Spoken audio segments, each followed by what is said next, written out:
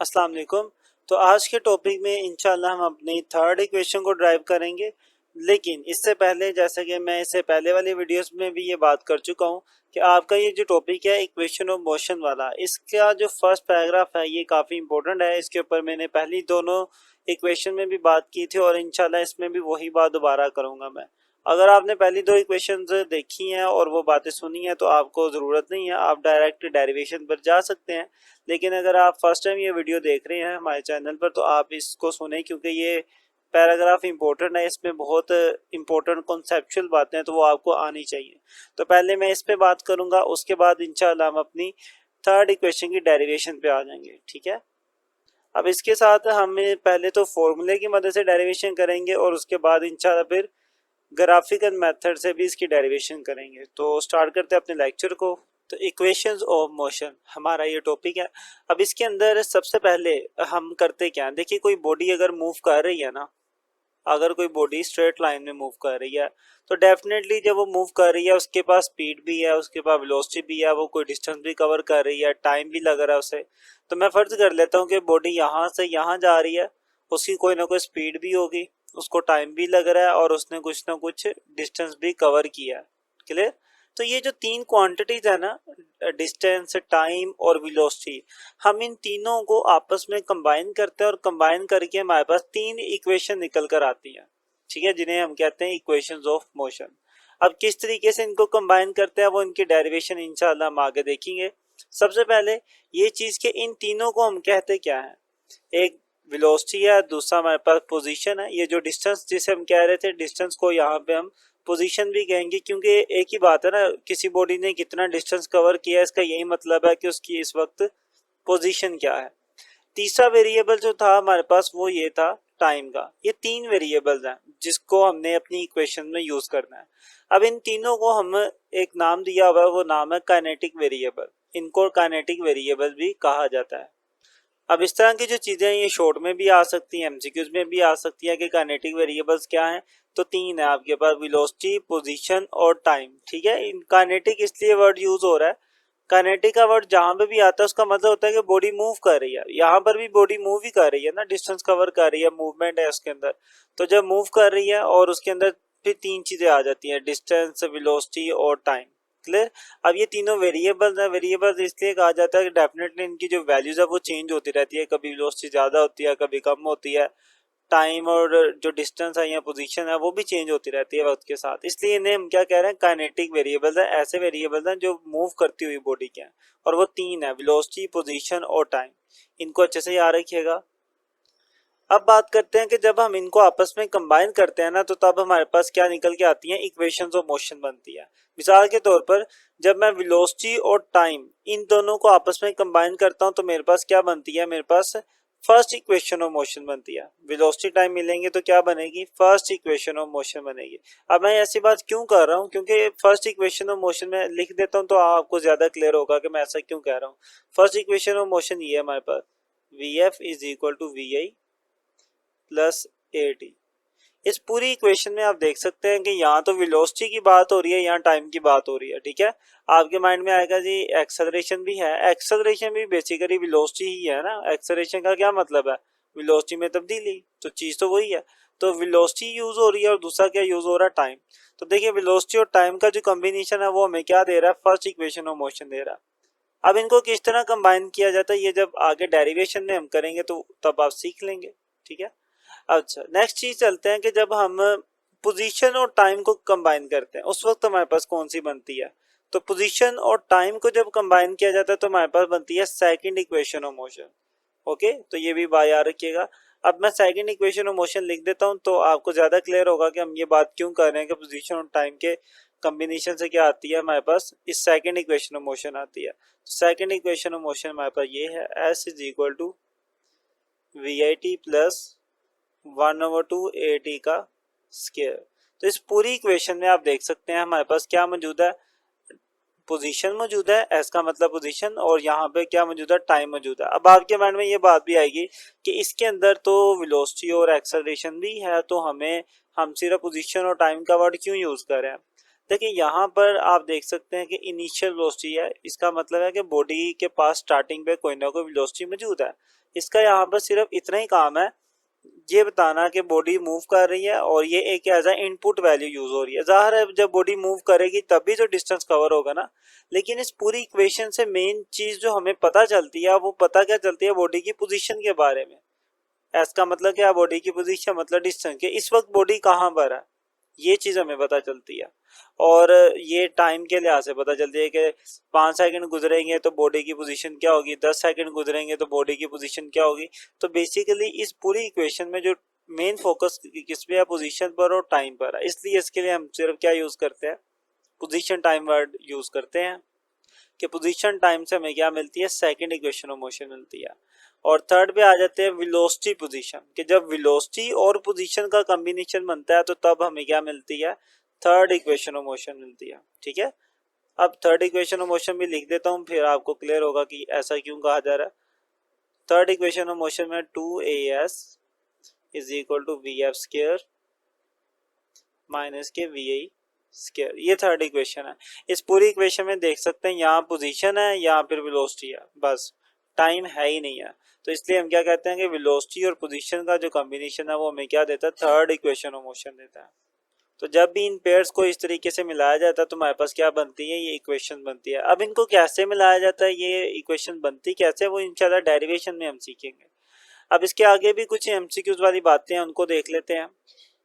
सबसे पहले कि these equations of motion only be applied to those object which are moving in straight line with constant acceleration, कि ये जो equations of motion है ना, ये सिर्फ उस ऑब्जेक्ट के लिए है जो सीधी लाइन में मूव कर रहा है। ठीक है, ये उसने लिखा हुआ है ना स्ट्रेट लाइन, एक तो वो स्ट्रेट लाइन में मूव कर रहा हो और दूसरा क्या, कांस्टेंट एक्सेलरेशन हो उसका। तो ये सिर्फ उन ऑब्जेक्ट के लिए ये वाली इक्वेशंस वैलिड है। ये बात ध्यान में रखिएगा कि ये हर किसी के लिए अप्लाई नहीं हो सकती। ये दो कंडीशंस है इनको अप्लाई करने की। ये भी एज एमसीक्यूज आ सकता है, ये शॉर्ट आ सकता है कि इनकी कौन सी कंडीशन है जिन कंडीशन पे हम इन इक्वेशन को यूज कर सकते हैं, वो दो हैं। या तो बॉडी स्ट्रेट लाइन में मूव करे या बॉडी कांस्टेंट एक्सेलरेशन से मूव करे। ओके, तो यहाँ तक हमने हर जरूरी बात समझ ली है जो कि आपके पैराग्राफ में लिखी हुई थी। अब इसके बाद चलते हैं अपनी डेरिवेशन की तरफ। तो डेरिवेशन ऑफ थर्ड इक्वेशन, तो थर्ड इक्वेशन को ड्राइव करते हैं। अब हमारी जो थर्ड इक्वेशन है ना, इसकी डेरिवेशन काफ़ी हद तक सेकंड इक्वेशन से मिलती जुलती है। तो आपको ये फील होगा कि काफ़ी स्टेप और काफ़ी चीज़ें वही हैं, थोड़ा सा ही फ़र्क है, वो जब आएगा तो तब आपको बता देंगे। तो सबसे पहले हम मान लेते हैं कि कोई बॉडी है जो मूव कर रही है। तो मेरी बॉडी यहाँ से यहाँ आ गई, स्टार्टिंग पे इसकी इनिशियल वेलोसिटी जो होगी उसे मैं वी आई कहूँगा, यहाँ पर आगे उसकी फाइनल वेलोसिटी वी एफ होगी। उसने ये जो डिस्टेंस कवर किया ये टाइम टी में किया, और जो डिस्टेंस है उसको एस के साथ रिप्रेजेंट कर देते हैं कि ये उसने क्या कवर किया, ये डिस्टेंस कवर किया। ओके, अब आते हैं अपने फॉर्मूले के ऊपर। हमने ये फॉर्मूला पढ़ा हुआ है कि वेलोसिटी किसके बराबर होती है, डिस्प्लेसमेंट ओवर टाइम के। ठीक है, डिस्प्लेसमेंट डिवाइडेड बाय टाइम के। अब यहाँ पर अगर मैं ये काम करूँ कि डिस्प्लेसमेंट यहीं रहने दो, टाइम को यहाँ से उधर ले जाऊँ, तो ये इधर डिवाइड है, वहाँ जाके ये मल्टीप्लाई होगा वेलोसिटी के साथ। तो मतलब वेलोसिटी और टाइम मल्टीप्लाई हो जाएंगे। तो मेरे पास जो फॉर्मूला बनेगा नेक्स्ट वो ये बनेगा कि डिस्प्लेसमेंट किसके इक्वल आ जाएगा, velocity multiply by time. Time को मैं उधर ले गया ना, उधर जाके वेलोसिटी से मल्टीप्लाई हो गया, तो डिस्प्लेसमेंट फिर किसके इक्वल आ गया, वेलोसिटी मल्टीप्लाई बाय टाइम के इक्वल आ गया। अब ये जो वेलोसिटी है ना, ये वाली वेलोसिटी होती है हमारे पास कांस्टेंट वेलोसिटी, मतलब ऐसी वेलोसिटी जो चेंज ना हो रही हो। लेकिन हमारे पास जो सिचुएशन है, इस सिचुएशन के अंदर वेलोसिटी चेंज हो रही है, पहले कुछ और थी बाद में कुछ और हो गई।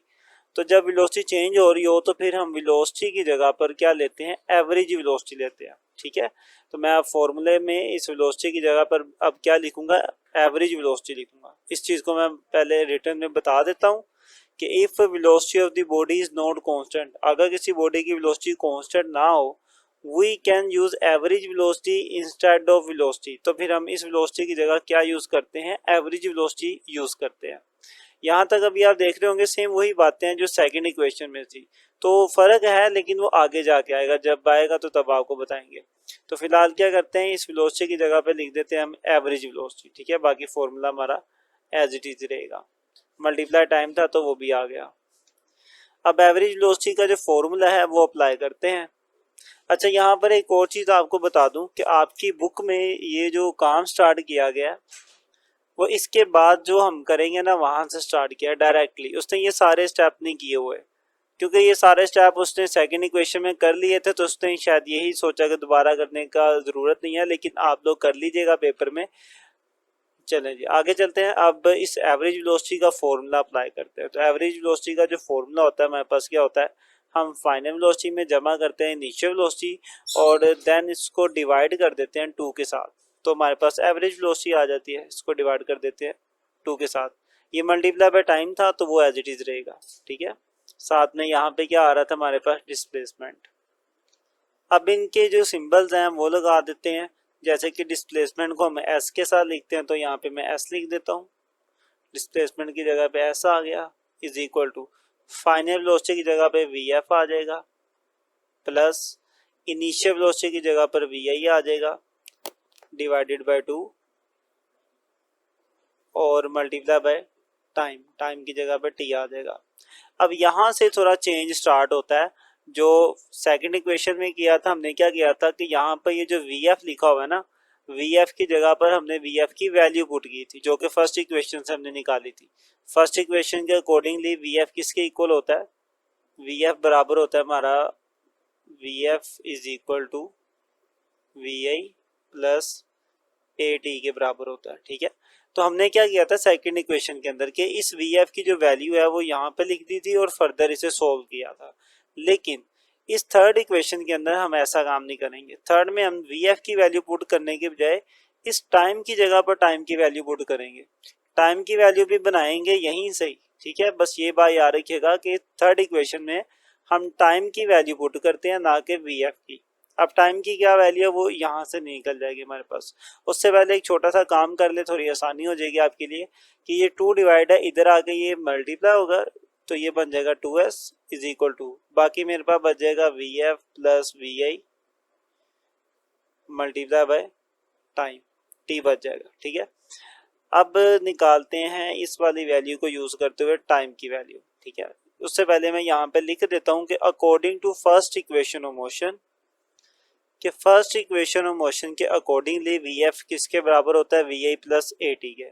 यहाँ से हम टाइम की वैल्यू निकालना चाहते हैं ताकि यहाँ पर लिख सके, तो वो कैसे निकलेगी, देखिए ये वी आई इधर आके माइनस हो जाएगा, तो v F minus we i is equal to यहाँ पे रह जाएगा ए टी, ए यहाँ पे मल्टीप्लाई इधर आके ये डिवाइड हो जाएगा, तो v F minus we i divided by time is equal के इधर बच जाएगा मेरे पास ए एक्सेलरेशन, बल्कि हमने टाइम की वैल्यू निकालनी है ना, तो हम एक्सेलरेशन को इधर आके डिवाइड करेंगे, ठीक है।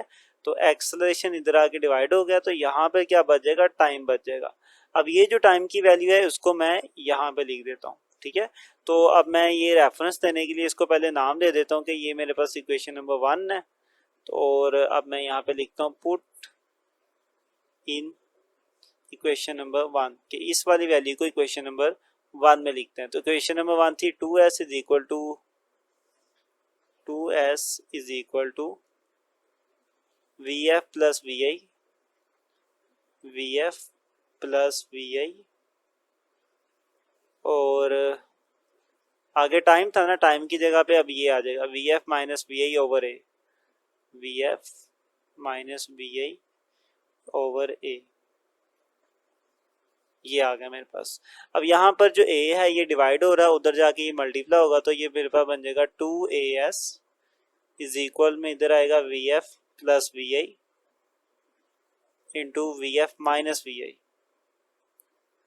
अब ये जो फॉर्मूला हमने मैथ्स में कई बार पढ़ा हुआ है, ये वाला a plus b into a minus b, ठीक है, कि दो वैल्यूज हैं, एक प्लस में एक माइनस में है, तो वो किसके बराबर होती है, पहली वैल्यू का स्क्वायर माइनस दूसरी का स्क्वायर। सेम वही फॉर्मूला यहाँ पर भी लगेगा, दो वैल्यूज है, एक प्लस में एक माइनस में है, तो पहली वैल्यू का स्क्वायर आ जाएगा, तो वी एफ का स्क्वायर माइनस फिर दूसरी वैल्यू का स्क्वायर आ जाएगा वी आई का स्क्वायर। लें जी, ये वो मेरे पास फॉर्मूला बन गया, मेरे पास थर्ड इक्वेशन। उम्मीद है कि आप समझ चुके होंगे, काफ़ी आसान था और काफ़ी ज़्यादा सेकंड से मिलता जुलता है। सेकंड और थर्ड में डेरिवेशन में इतना ही फ़र्क है कि जब सेकंड में करते हैं ना तो वी एफ की वैल्यू पुट करते हैं, और जब थर्ड करते हैं तो टाइम की वैल्यू यहाँ से निकाल के लिखते हैं, बस इतना सा फ़र्क है, और आगे इक्वेशन खुद ब खुद बन जाती है। तो यहाँ तक हमने अपनी थर्ड इक्वेशन की डेरिवेशन कर लिया, लेकिन ये फॉर्मूले की मदद से किया। अब इसके बाद हम इसकी डेरिवेशन करेंगे ग्राफ की मदद से। तो अब हम अपने थर्ड इक्वेशन को ग्राफ की मदद से ड्रा करेंगे। ठीक है, तो ग्राफ की मदद से करना है तो ग्राफ बनाना पड़ेगा। तो पहले ग्राफ बनाते हैं। तो ये हमारे पास दो एक्सिस है। नीचे की तरफ मैं ले लेता हूँ टाइम और यहाँ पर हम ले लेते हैं वेलोसिटी। अब टाइम नीचे हमेशा आता है क्योंकि टाइम एक इंडिपेंडेंट वैल्यू है। जो इंडिपेंडेंट है मतलब किसी पे डिपेंड नहीं करती। कोई बॉडी मूव करे ना करे टाइम तो फिर भी गुजरेगा, इसलिए टाइम इंडिपेंडेंट है। इसे नीचे और वेलोसिटी को ऊपर रखेंगे। अब इनका ये जो ओरिजिन है इसे ओ से रिप्रेजेंट कर ले। अब मान लें जी कोई बॉडी है वो मूव कर रही है, यहाँ से यहाँ तक उसने मूव कर लिया।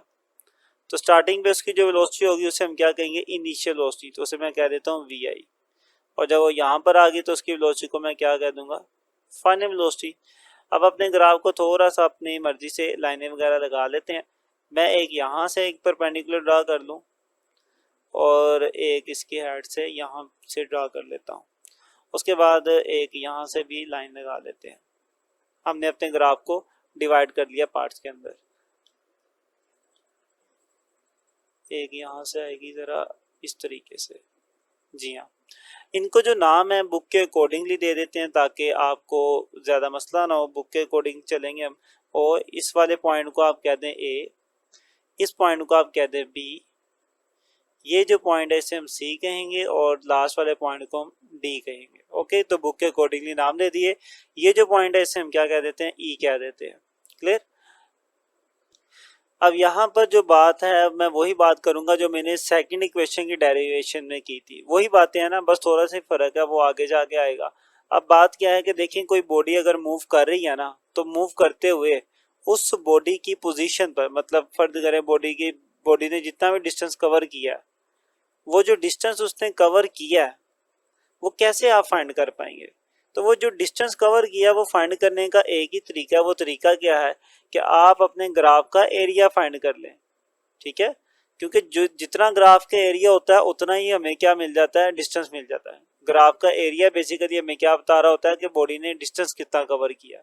इसी बात को हमने लिखा था लास्ट टाइम भी, तो अभी भी लिख के आपको बता देते हैं कि इन वेलोसिटी टाइम ग्राफ के अंदर total distance s travelled by the body is equal to the total area under the graph.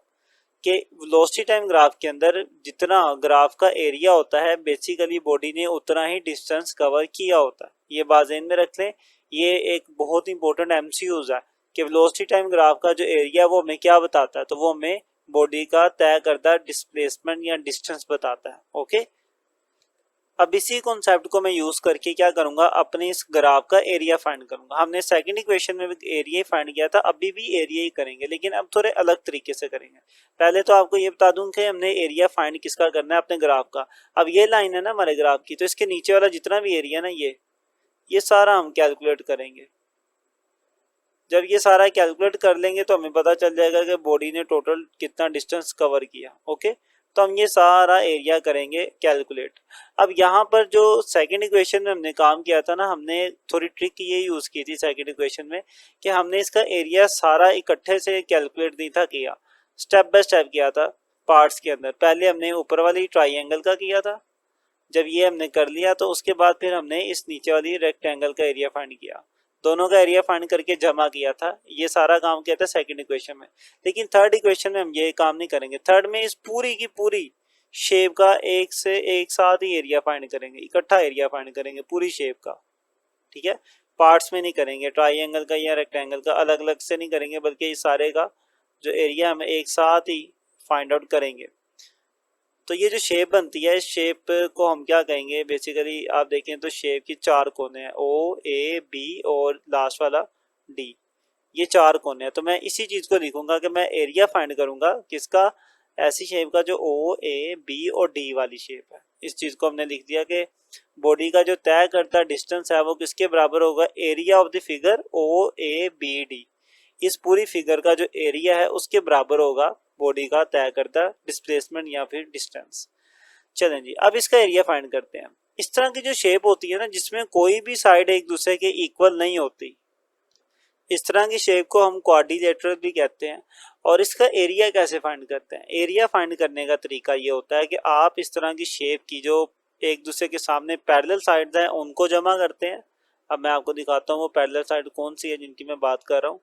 मैं बेसिकली इन साइडों की बात कर रहा हूँ जो एक दूसरे के सामने है, पैरेलल है। एक ये वाली साइड और एक ये वाली साइड, ये दोनों साइडें क्या हैं? एक दूसरे के पैरेलल हैं। तो हम इन दोनों को जमा करेंगे, जमा करके फिर ये जो नीचे वाली साइड है इसके साथ मल्टीप्लाई कर देंगे। ओके, ये तरीका होता है इसका एरिया फाइंड आउट करने का। इसी चीज को मैं लिखता हूँ कि एरिया कैसे आता है। एरिया बराबर होता है सम ऑफ द पैरेलल साइड के पैरेलल साइड्स को जमा करें और मल्टीप्लाई किसके साथ करवा दें? हाइट के साथ। यहाँ पर वो हाइट का मतलब ये वाली नीचे वाली साइड है, इसकी जो चौड़ाई है ना बेसिकली उसी को वो इसकी हाइट लिख रहा है। और एक और चीज के साथ में हम 1/2 भी लिखते हैं, तो 1/2 भी इसके साथ आएगा। फर्दर इसको सोल्व करते हैं जी। s इज इक्वल टू 1/2 तो एज इट इज ही रहेगा। ये जो मैंने लिखा सम ऑफ पैरेलल साइड्स, अब पैरेलल साइड कौन सी है? ये वाली जिनको मैंने येलो कलर किया हुआ है, OA और BD, इन दोनों को अब जमा करेंगे। तो मैं लिखूंगा यहाँ पे OA प्लस BD, ठीक है। तो मैंने अपनी पैरेलल साइड को जमा कर दिया और मल्टीप्लाई किससे करवाना है? हाइट के साथ। हाइट का मतलब होता है ये नीचे वाली साइड जिन दोनों के बीच में है, वो क्या है? O से D तक है। तो मल्टीप्लाई किससे करवा दूंगा मैं? OD के साथ। ओके, अब इन सब की वैल्यूज दिखते हैं। तो s is equal to 1/2 O से A, तो O से A की वैल्यू थी मेरे पास VI, तो OA की जगह पे आ जाएगा VI प्लस BD। B से D तक मेरे पास क्या थी? फाइनल वेलोसिटी थी, तो यहाँ पे आ जाएगा VF। O से D मेरे पास क्या है? टाइम है, तो इसकी जगह पे T आ जाएगा। ओके, अब यहाँ पर इससे आगे हम यूज करेंगे अगेन वही फर्स्ट इक्वेशन अपनी, ठीक है। फर्स्ट इक्वेशन हमारे पास ये थी कि VF is equal to VI plus AT, ठीक है। यहाँ से मैं टाइम की वैल्यू निकालूंगा और इसके अंदर लिखूंगा। टाइम की वैल्यू निकालते हैं यहाँ से, तो उसके लिए मैं क्या करूँगा जी, यहाँ पर देखें VI प्लस इधर आके माइनस हो जाएगा, तो VF माइनस VI, इधर बच जाएगा AT। मुझे टाइम की वैल्यू निकालनी है तो टाइम यही रहने दे, एक्सेलरेशन इधर आके डिवाइड हो जाएगा, तो VF माइनस VI डिवाइड में आ जाएगा एक्सेलरेशन, इधर क्या बच जाएगा? टाइम।